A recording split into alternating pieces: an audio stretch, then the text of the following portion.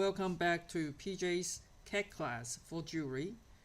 Today we would like to build a pendant with 5mm round stone bezel set and the rabbit ear bell. The command we're possibly going to use today is mesh outline, revolve, curve from the two views, and sweep one rail. Let's get started. Before we start building this model, let's talk about the concept of the stone setting. If you look at the front view, I have this stone profile here. They all have the name with it. You have this is a table, this is the crown, where the thin area is called girdle, and pavilion, which is the bottom area, and also the cullet. The very important part of the stone setting, for example, if you have a prong, you definitely doesn't want to have a metal go over the crown area and reach the table because it's gonna make the stone look really small. You don't want to have a prong too thin as well because the stone might be fall out. The very important part is right here where is the girdle area. That is where stone is measured and also it's being held. Approximately after your jeweler finish this stone setting, the prong will be approximately 50 to 70% of the crown area, which is the height, and the thickness of the prong shouldn't be cut more than 50%. So for example, if this prong is about 1mm, after the stone is setting in there, shouldn't be cut more than 0.5mm. That is the basic concept for the stone setting after it is set. So now let's start building a bezel for the stone like this.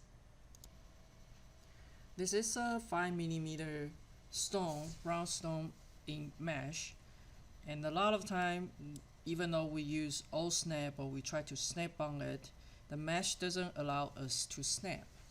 But we really need this profile so we can build our prong very precisely. So this is what we do.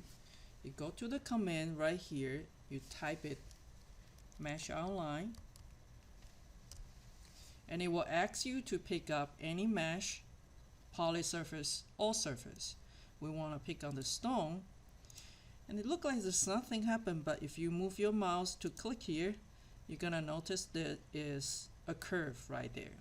I'm going to temporarily hide my stone so you will see that outline. Now we're gonna enlarge the front view. So the goal is to make the rendering look finished. We are going to use partial of this profile, and then we're gonna build a prong with it. There are a few ways to build the prong. You can use the curve tool, control point curve, and kind of eyeball what is the best at this point. And then we want to have another one, make sure your gumball is on, near point is on, and we want to build something like this, and we'll finish it with the curve. Now I need to have this profile there, so I'm going to use the polyline and make sure I snap to the endpoint over there. So now I can select all the curve and join them together, become one single curve. That will fit the stone profile perfectly. Remember, we're talking about the setting concept. If for some reason make this curve either too tall or too short, you can go ahead and turn on the control point and kind of drag them in order to find a perfect place for it. I'm going to turn on my gumball so it's easier for me to manipulate. Okay, so that's perfect. Now what we wanted to do is, I'm going to turn on my stone again. We're going to have this curve, and this time I would like to use the command under the surface. It's called revolve. The starting axis, since my stone is right at a 0, 0, so I'm just gonna type it 0 and move my mouse down holding the shift, so that will be exactly 90 degrees. And then starting angle is 0, and I want to go 360 degrees, and then we will get this bezel here. I'm going to turn this bezel into other layer by right click to any of the layer you want to and change object layer. So now we have this bezel. Now let's take a look on the right view. We want to build a loop right here for the chain to go through. We can simply just do the chain, do the curve, something like this, but the curve is kind of not so nice. So I want it to be something to be exact. So I'm gonna use some curve to help me. Starting with this polyline, I wanted to starting from inside because they're gonna connect it. And then I approximately want to have 4 millimeters. So I'm just gonna type 4. And then you're gonna see there's a set distance. No matter where your mouse click, that will be 4 from where the start point. It's gonna hold it a shift and I will click. Then I want to type it 2. And again, I want to hold it on the shift and click. So now I have 2 sections together. One is 4, one is 2. I'm going to use another line work from the midpoint.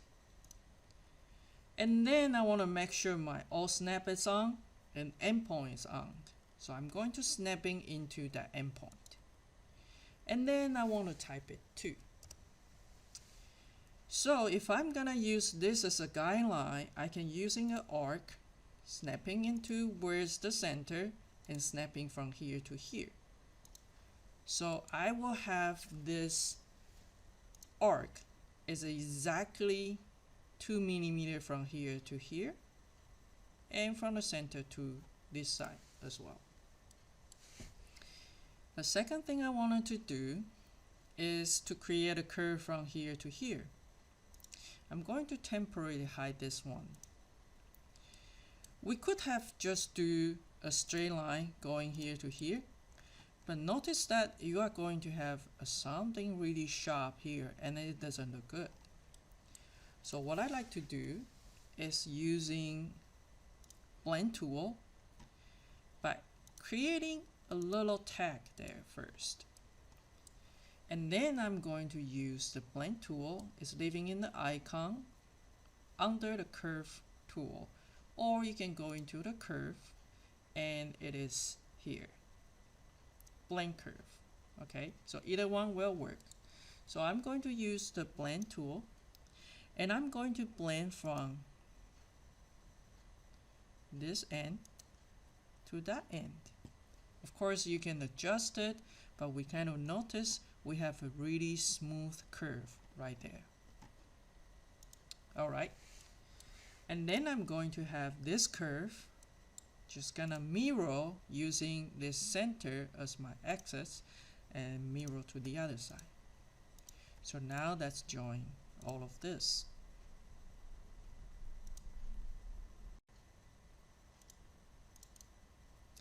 Now let's take a look on the top view.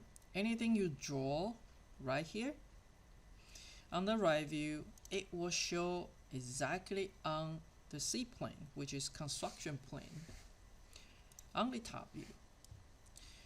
We don't want our bell to look really straight. We actually want it to have a little bit curve there.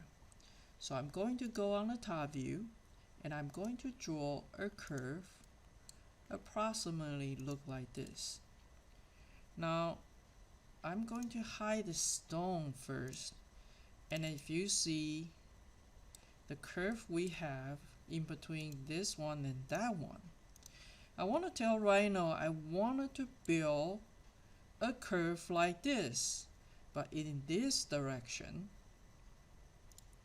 So what we are going to do is going to use the command. It's called curve from two views. It's either leaving in the icon right here, or you can go into the curve and you will find it's curve from two views. You're going to select both of the curve, and it will automatically generate this curve that is follow both curve that you select. Now I'm going to prepare for my sweep, and I need a profile for the sweep. I'm going to use the rectangular tool with the center, and I'm going to snap to the endpoint. Now I have to look at the front view, and I can eyeball with the size I wanted, or I can type it the size I wanted.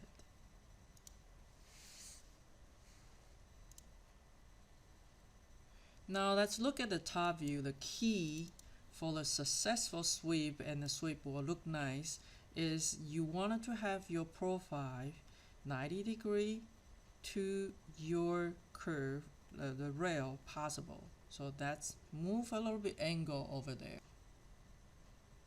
And we also wanted to make the edge a little bit rounded, so it will look nicer on the rendering. The command we're gonna use is fillet corners. So we basically want to fillet this into round edges.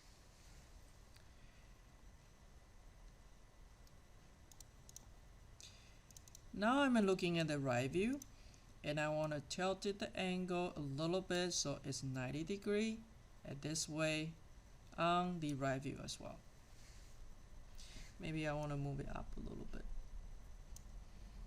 Okay, so now we are ready. I want to mirror this one to the bottom. So now we have the profile, and then we have the rail ready. Let's take a look on the perspective. I'm going to hide those lines so that doesn't bother you. It's easier for us to see. Now you can see we have a clear profile for those two and the rail. So here we go. We go into the surface, sweep one rail. This is the rail, and this is the cross section. I always like to move the arrow to the center and make sure they are facing the same direction so they don't flip. So now we have one. Let me turn on the rest of it and see what proportion look like. I might need to move this guy just a little bit there, and maybe move it a little bit angle. Okay, now I'm going to turn off this again to show you something. Notice that this one is not solid, so when I try to bling, it will have an issue. So we need to cap this guy. The command is called cap. It will ask you to select your surface, and we're gonna pick up this surface, and you will cap it. All I need to do now is mirror this guy, type it 0 so that will mirror exactly evenly on the other side, and that's bowling unit this guy. Now let me turn on the rest of it and make sure that it's in a good position, and we can bowling unit this guy. Here we go, a simple pendant with the bezel set and rabbit ear bell. Thank you for watching the tutorial. I hope to see you soon again in my other tutorial.